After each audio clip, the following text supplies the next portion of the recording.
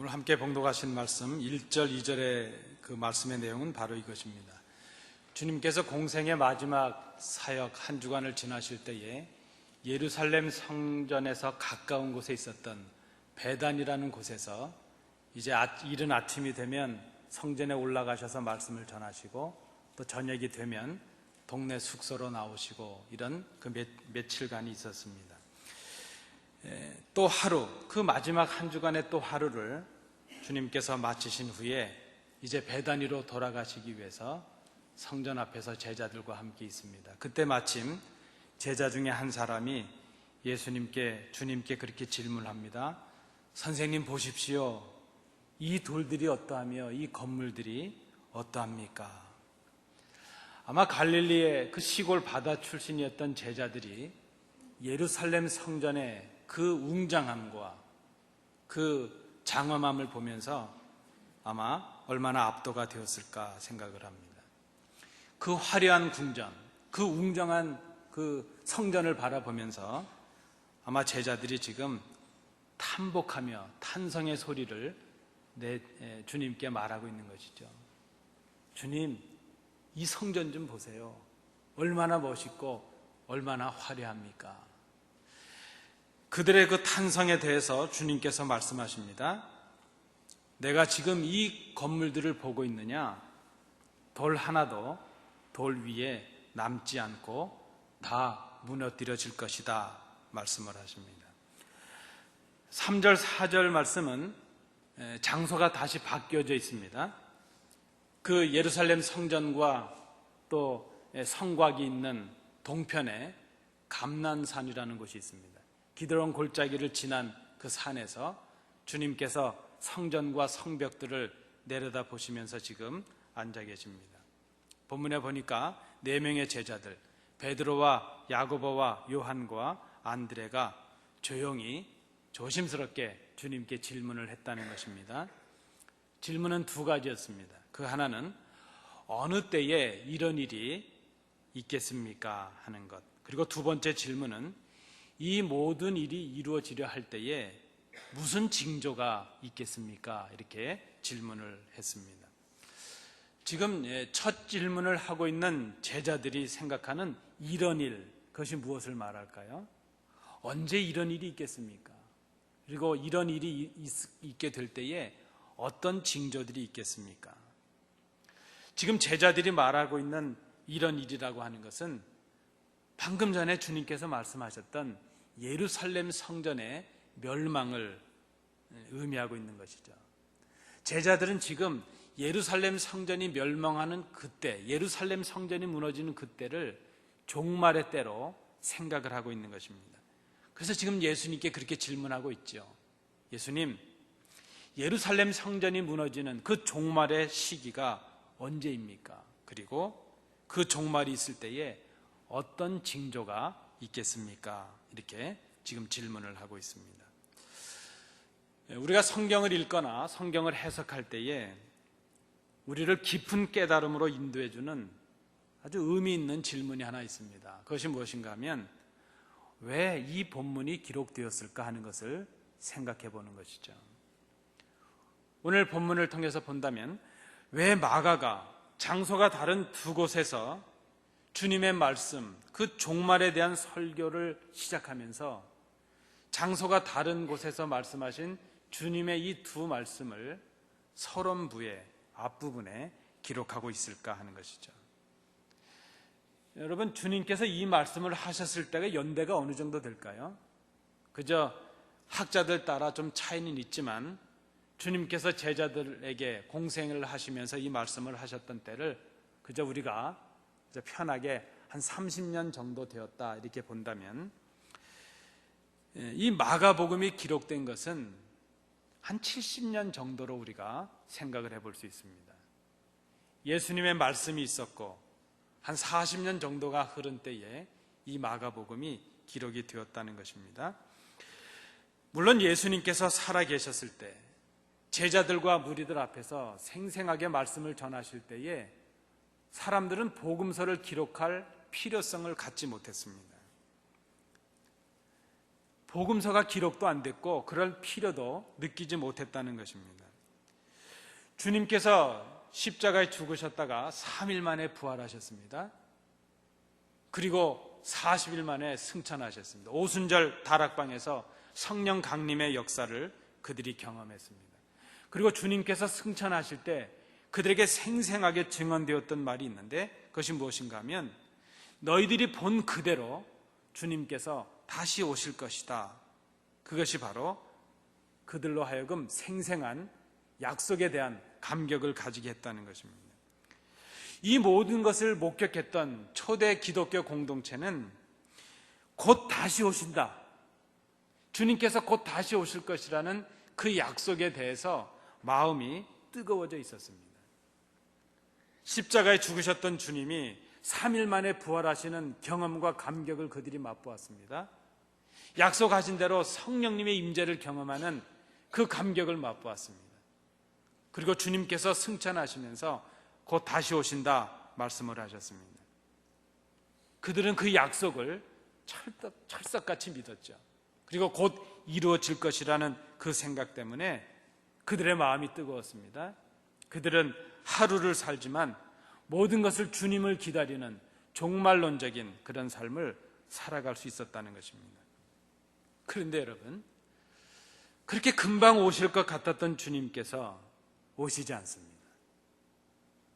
10년이 지나가고 20년이 지나가고 한 세대가 지나가는데도 주님께서 오시지 않습니다. 예상하지도 않았던 박해가 시작이 되고 있습니다. 그러던 중에 66년에 전쟁이 발발했죠. 우리가 보통 유대 전쟁이라 그렇게 말합니다. 아마 갈릴리와 혹은 예루살렘과 그 유다 지방에 있었던 그 당시의 백성들, 특별히 기독교 공동체가 무엇을 느꼈겠는가 하는 것이죠. 이 모든 그 순간들, 박해와 전쟁이 일어나는 그 모든 현상들을 이제 주님께서 오시는 징조다, 그렇게 그들이 받아들이게 됐다는 것입니다. 그러다가 70년이 되었을 때에 디도라는 사람이 예루살렘을 공격했습니다. 그리고 주님의 말씀처럼 예루살렘 성전이 완전히 회파되었습니다. 아마 그 당시에 그런 소문이 있었답니다. 로마의 군인들이 이 예루살렘에 쳐들어왔을 때 성전의 돌과 돌 사이에 보석이 숨겨져 있다, 이런 말이 있었답니다. 그래서 이 군사들이 그 보석을 찾아내기 위해서 돌과 돌 사이를 완전히 헤집어서 완전히 무너뜨려서 보석을 찾으려고 했다는 것이죠. 어쨌든 주님의 말씀처럼 돌 하나도 돌 위에 남지 않는 완전한 파괴가 성전에 있었습니다. 자, 이 성전의 멸망을 지켜본 초대 기독교 공동체가 어떤 생각을 했을까 하는 것이죠. 주님께서 한 40년 전에 말씀하신 대로 박해가 있고 전쟁이 일어났습니다. 성전이 멸망이 되었습니다. 이제야말로 주님께서 오실 종말의 때가 되었구나, 그렇게 생각을 했다는 것입니다. 종말의 징조들이 가득했으니 종말이 와야 될 것이고, 그 종말은 바로 주님의 오심을 의미하니까 이제 주님이 오셔야 된다, 그렇게 그들이 생각을 했다는 것입니다. 그런데 지금 막 그 성전의 멸망을 경험하고 목격하고 있는데, 그 모진 고통과 박해를 견뎌내고 있는데 주님이 오시지 않은 것입니다. 그들은 예루살렘 성전이 무너지는 그날이 주님 오시는 그날이라고 철석같이 생각하고 있었습니다. 그런데 예루살렘 성전이 무너졌는데도 그것을 그들이 경험하고 바라보았는데도 주님께서 오시지 않는 것입니다. 초대 기독교 공동체가 흔들리기 시작합니다. 다시 오신다는 주님의 재림에 대한 그 소망과 믿음이 사라질 위기 속에 빠지게 되었습니다. 바로 이때에 그 모습, 그 공동체의 위기를 지켜보는 마가는 생생한 주님의 말씀을 다시 전해야 될 필요성을 느끼게 되었습니다. 그래서 마가는 주님을 가까이서 지켜보았던 베드로의 증언의 그 설교의 기초해서 그것을 중심으로 복음서를 기록했습니다. 그것이 바로 마가가 기록한 마가복음입니다. 초대교회, 그 초대 기독 공동체가 흔들리기 시작한 이유가 무엇일까? 저는 이것을 기대가 무너졌기 때문이라 이렇게 생각을 합니다. 그들이 절망감을 맛보았기 때문입니다. 박해도 견뎠습니다. 전쟁의 참상도 이겨냈습니다. 성전이 멸망하는 그 수모도 그들이 겪어냈습니다. 그 모든 고통과 아픔을 겪어내고 참아낼 수 있었던 것은 그런 일들이 있으면 주님께서 오신다는 기대가 그들에게 있었기 때문입니다. 그런데 지금 기대가 무너졌다는 것입니다. 여러분, 절망이라는 말 자체의 의미로는 무엇인가 제가 찾아봤더니요, 희망이 끊어지는 상태가 절망이랍니다. 뭔가 기대하고 뭔가 희망하고 있었는데 그것이 끊어지게 된 것이죠. 여러분도 절망하실 때가 있으십니까? 여러분은 언제 절망하십니까? 우리가 기대했던 일들이 한순간에 물거품이 될 때가 있습니다. 우리가 절망합니다. 기대가 컸던 만큼 절망과 실망도 큽니다. 최선을 다해서 노력을 했습니다. 그런데 수고의 열매가 보여지지 않습니다. 그때 우리는 절망합니다. 수고하고 있는데, 애쓰고 있는데 희망의 그 실마리가, 희망의 시작이 도무지 보여지지 않습니다. 그때 우리는 절망합니다. 이 땅을 바라보며 절망할 때가 있고, 이 땅의 교회를 바라보며 절망할 때가 있고, 우리 자신을 바라보며 절망할 때가 있습니다. 기대가 무너지기 때문입니다. 희망이 보여지지 않기 때문입니다. 굳이 절망을 죽음에 이르는 병이라 말했던 어떤 철학자의 말을 우리가 빌리지 않는다 할지라도 그 절망의 순간에 죽을 것 같은 고통과 그 불안감과 두려움을 우리가 맛보고 살아갑니다. 우리는 참으로 절망할 만한 때에 살아가고 있다 생각합니다. 절망하는 사람들의 몇 가지 특징이 있다고 합니다. 그 첫 번째는 과거에 대한 그 후회를 미래에 대한 환상으로 바꿔가고 있기 때문에 절망한다, 이런 지적이 있습니다. 이것이 무슨 말인가 하면 과거에 우리가 이루지 못했던 어떤 그 미련에 대한 그런 후회를 가지고 있는데, 예를 들면 그런 것이죠. 과거에 우리가 이렇게 좋았는데, 그때 좀 아쉬움이 있었는데 그 아쉬움과 과거에 가졌던 영광을 미래에는 좀 아름답게 이루기를 원한다는 것입니다. 그런데 그런 그 강박적인 환상에 빠져서 과거에 이루지 못했던 그 후회를 미래에는 반드시 이루어야 된다는 그것 때문에 우리가 뭔가 그저 부담을 갖게 되고 강박관념에 빠지게 된다는 것입니다. 그런 생각 때문에 지금 현재를 바로 바라보지 못하죠. 지금 우리가 가진 현재가 조금 부족하거나 좀 우리 마음에 들지 않게 되면 그것 때문에 불평하게 되고 불안의 요소가 된다는 것입니다. 여러분, 과거의 우리의 미련, 과거에 이루지 못했던 것, 과거에 이뤘던 영광, 과거에 대한 후회, 이런 것들이 미래에는 모두 완성되어야 된다는 그런 생각을 우리가 버려야 될 것입니다. 또 한 가지는요, 절망하는 사람들의 특징이 있는데 그것이 무엇인가 하면 마음에 여유가 없기 때문이라 그럽니다. 이 여유라는 단어가 얼마나 중요한가 생각합니다. 마음에 여유가 없는 사람은 작은 실패나 약간의 그 어떤 좀 불리해지는 어떤 그 변화들, 조건의 변화들을 참아내지 못한다는 것입니다. 소화를 해내지 못합니다. 그저 자신들이 세운 기대에 대해서 좀 여유의 폭을 갖지 못합니다. 여유가 좀 있어야 될 것입니다.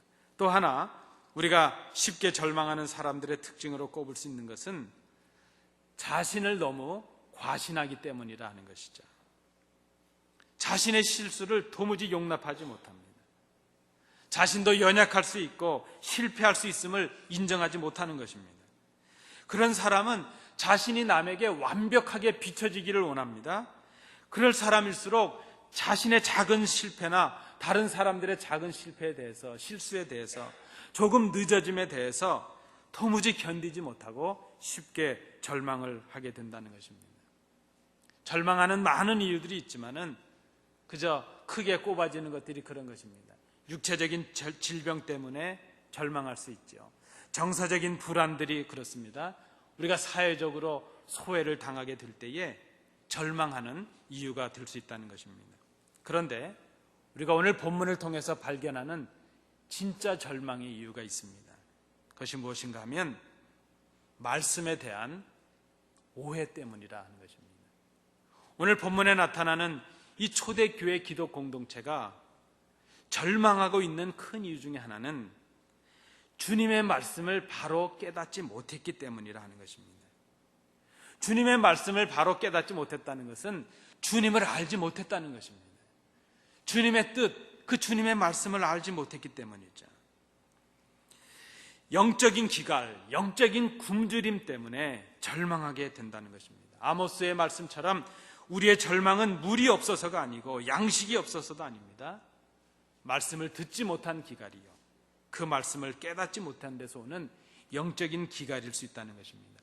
우리가 이 지금 말씀의 결핍으로 인해서 깨닫게 되는, 느끼고 있는 이 영적인 기갈, 영적인 공핍함, 그것이 우리가 절망하는 이유가 될 수 있다는 것입니다. 다시 우리 본문을 좀 살피시겠습니다. 오늘 본문에서 마가는 특별히 5절부터 8절 말씀에서 초대교회 그 기독 공동체가 절망했던 이유를 우리에게 말씀을 해주고 있습니다. 그런데 우리가 잘 생각해 보면 그것은 지금 어떤 새로운 말씀을 하고 있는 것이 전혀 아닙니다. 이미 주님께서 하셨던 그 말씀을 깨닫지 못하기 때문이라 하는 것을 마가가 말씀하고 있습니다. 1절부터 4절의 말씀이 주님께서 예루살렘 성전의 멸망과 종말에 관한 예언의 말씀을 주신 것이라면, 이제 5절부터 이어진 말씀은 그 종말의 의미에 대한 설교의 말씀이라 이렇게 말할 수 있습니다.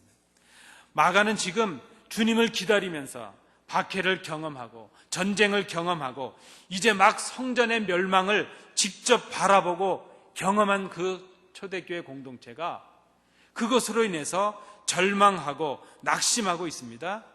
그 절망하고 있는 공동체를 향해서 지금 주님의 말씀을 다시 기억하게 하는 것이죠. 주님의 말씀을 다시 설교하고 있는 것입니다. 여러분, 그들이 절망하는 이유는 말씀을 듣지 못해서가 아니라 들은 말씀을 기억하지 못했기 때문이요, 주님께서 주신 말씀을 깨닫지 못했기 때문이라는 것입니다. 주님의 말씀의 의미를 잘 알지 못했기 때문에 그들이 절망을 했습니다. 주님께서 주신 말씀, 다시 깨달아야 될 말씀이 무엇입니까?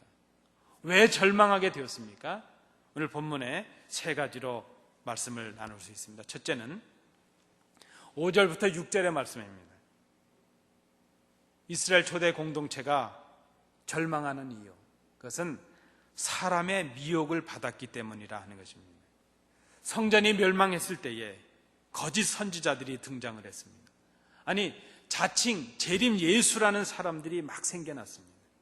그들이 그렇게 주장을 합니다. 그리스도가 이미 왔으며 예수의 재림이 이미 이루어졌다, 그렇게 그들이 외쳐댑니다. 초대교회, 이 교회 공동체, 기독교 공동체는 자신들이 경험했던 것들과 자신들의 기대에 따라서 거짓 선지자들의 미혹에 그냥 빠지고 말았습니다. 그들이 가졌던 경험이 무엇입니까? 그들은 지금 그렇게 알고 있습니다. 전쟁이 있고 박해가 있고 성전이 무너지면 주님께서 오실 때라, 그때가 바로 종말이라, 그렇게 주님의 말씀을 오해하고 있었습니다.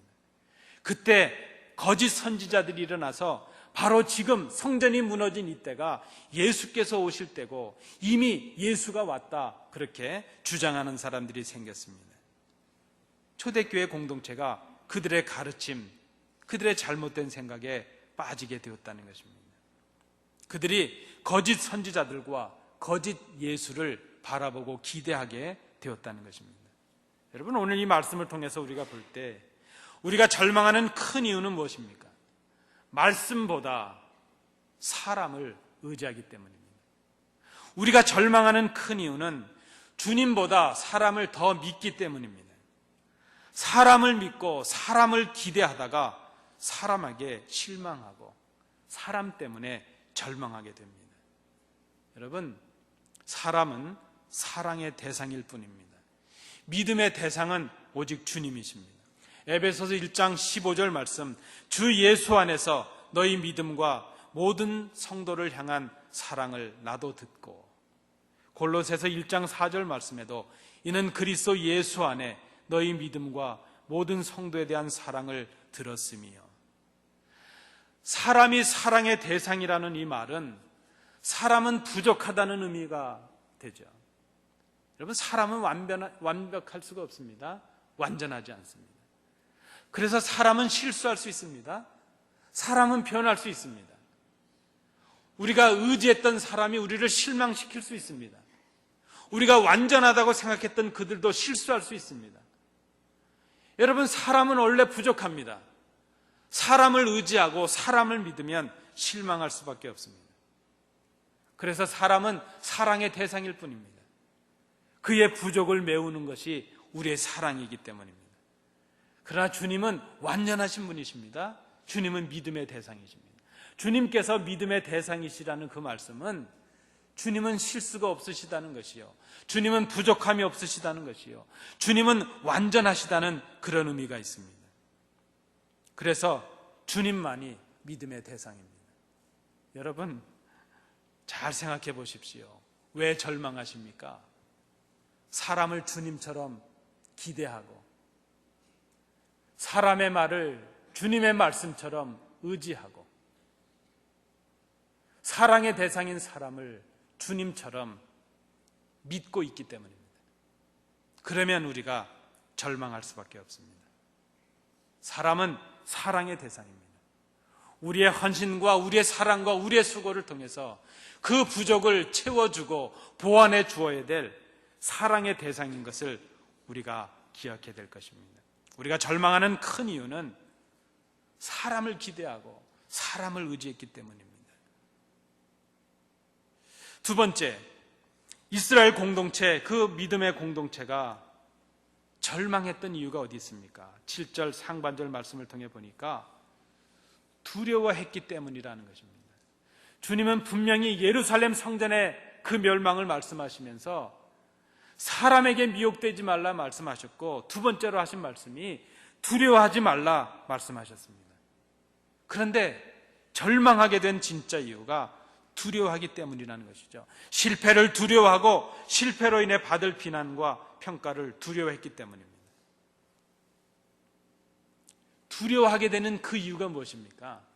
우리가 이 말씀의 의미를 잘 생각해 보면 자신의 힘을 의지했기 때문에 두려움에 빠지게 되는 것입니다.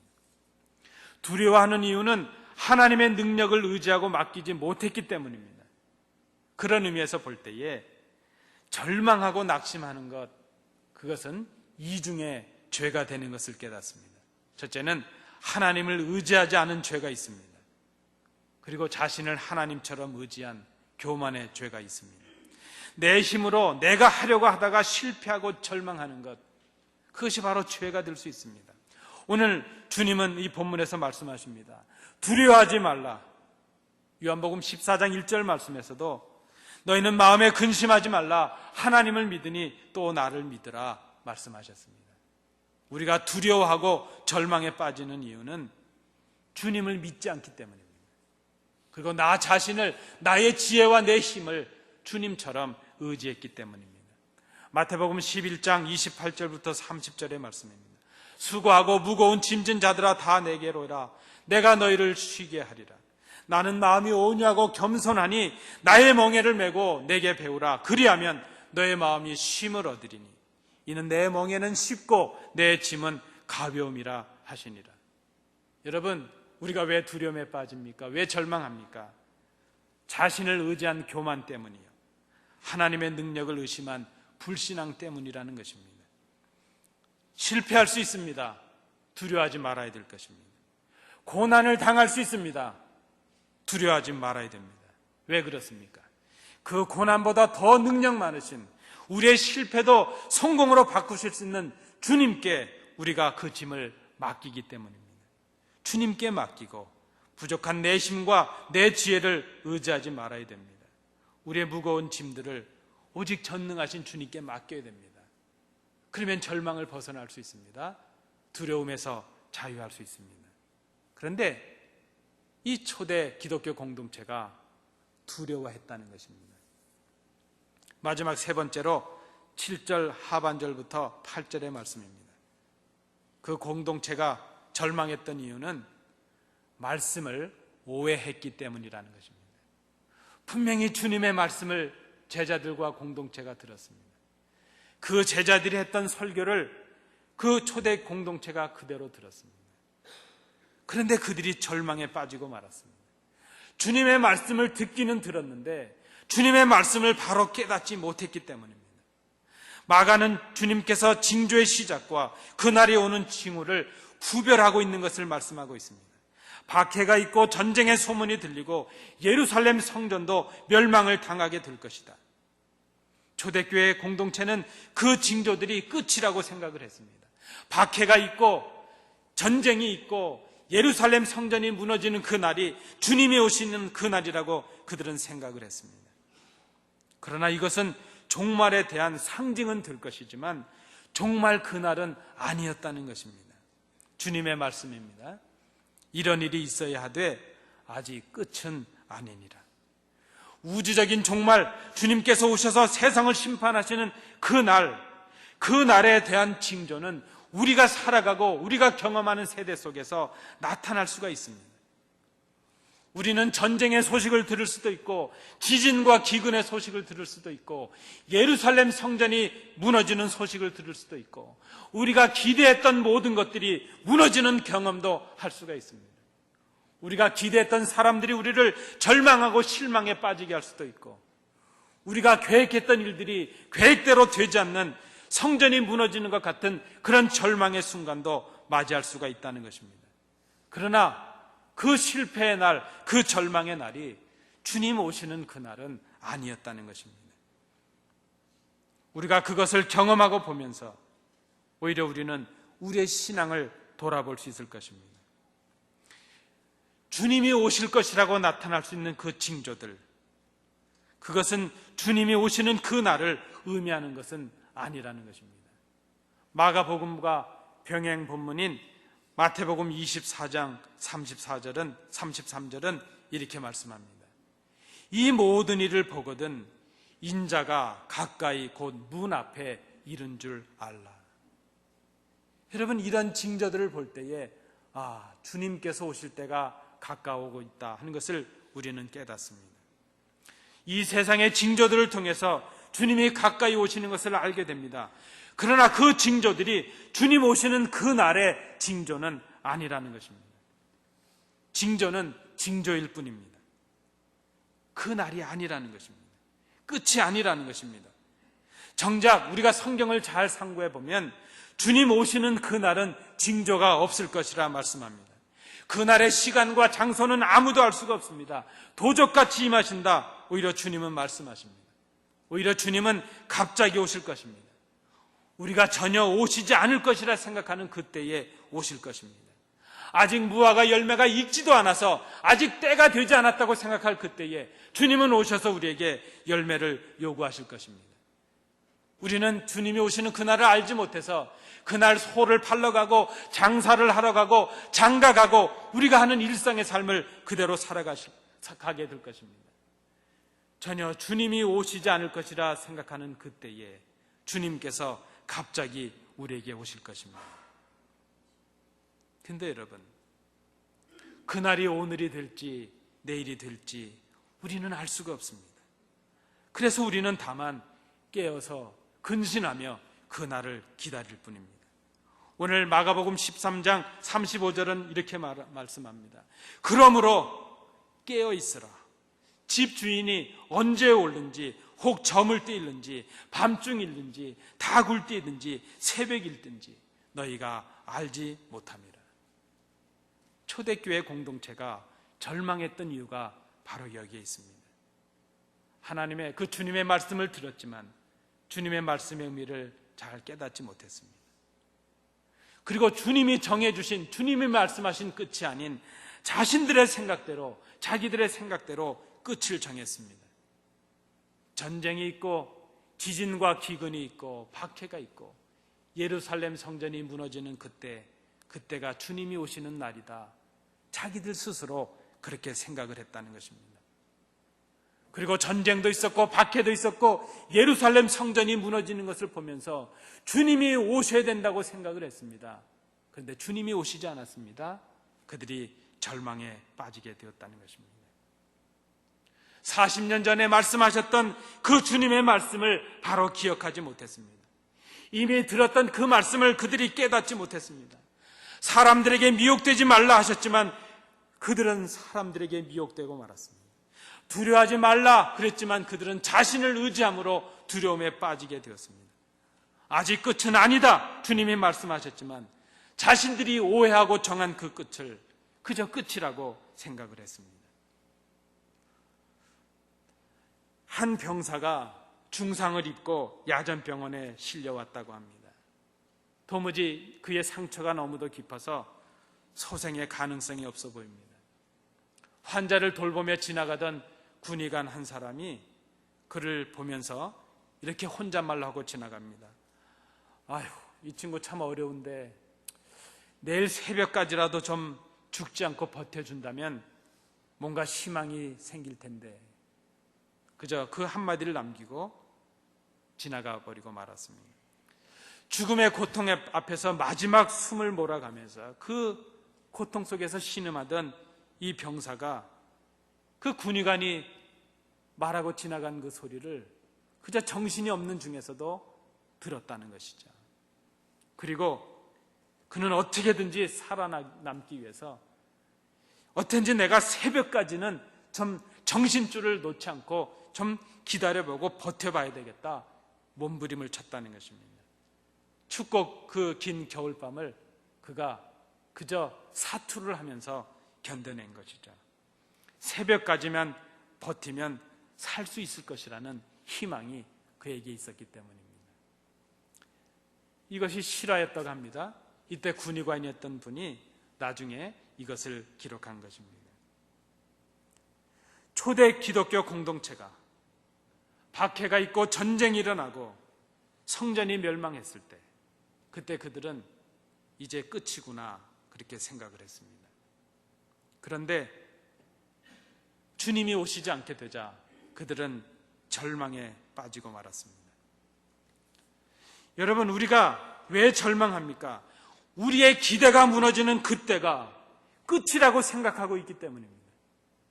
주님은 그때가 끝이 아니라고 말씀하셨는데 우리는 우리가 기대했던 그때가, 우리가 계획했던 그것이 이루어지지 않는 그때 절망하고 낙심합니다. 끝이구나 그렇게 생각합니다. 절망합니다. 포기하고 주저앉아 버립니다. 그러나 주님은 아직 끝이 아니다 그렇게 말씀하십니다. 그러한 징조들, 전쟁이 일어나고 박해가 있고 예루살렘 성전이 무너지는 우리가 절망하고 실망할 만한 그런 징조들이 우리에게 많이 있습니다. 그런데 여러분, 그 징조들은 오히려 우리로 하여금 겸손하게 주님 오실 그날을 기대하게 하는 희망의 순간들이라는 것을 우리가 기억해야 될 것입니다. 우리가 생각해서 끝이라고 끝이 아닙니다. 주님이 끝내시는 그날이 끝입니다. 사람을 기대하다가 희망을 빼앗기고 나를 의지하다가 두려움에 빠지고 주님마저도 의심하고 말고 말씀을 바로 깨닫지 못하여 이제 끝이라고 절망을 합니다. 우리가 희망의 끈을 놓지 말아야 될 이유가 바로 여기에 있습니다. 주님께서 오시는 그날이 끝입니다. 그 이전에 많은 징조들이 있을 것입니다. 그 징조들은 우리로 하여금 겸손하게 주님의 오심을 바라보게 하는, 우리의 부족을 돌아보게 하는, 오히려 희망으로 바꾸는 하나님의 은혜인 것을 우리가 기억해야 될 것입니다. 여러분, 절망하고 계십니까? 여러분의 기대가 무너졌습니까? 사람들이 여러분을 절망하게 합니까? 교회가 여러분들을 실망하게 합니까? 이 땅이 우리를 절망에 빠지게 합니까? 탄식하고 주저앉게 합니까? 그러나 여러분, 주님의 말씀을 들으십시오. 아직 끝이 아니니라. 아직 끝은 아니니라. 이 주님의 말씀 앞에서 소망의 끈, 희망의 끈을 다시 붙잡으시는 우리 온 교회, 온 성도들이 되시기 바랍니다. 기도하겠습니다. 은혜로우신 아버지 하나님, 사람을 기대하다가 절망하고 나를 의지하다가 주님을 의심하고 말씀을 바로 깨닫지 못하여 절망할 때가 얼마나 많은지 모릅니다. 우리의 기대가 무너지고 우리의 계획이 무너지고 우리가 가졌던 꿈이 산산조각이 나서 이제는 끝이구나 절망하며 주저앉을 때가 얼마나 많은지 모릅니다. 그러나 주님, 우리가 절망할 만한 그 징조들, 그 순간들이 우리에게 희망으로 다가오시는 주님을 바라보게 하는 새로운 하나님의 은혜인 것을 우리가 깨닫게 하여 주옵소서. 절망의 자리에서, 낙심의 자리에서 주의 말씀을 기억하게 하옵소서. 아직 끝은 아니니라. 이 말씀으로 소망을 갖고 용기를 갖고 주님 앞으로 나아가는 온 교회가 되게 하옵소서. 예수님 이름으로 기도하옵나이다. 아멘.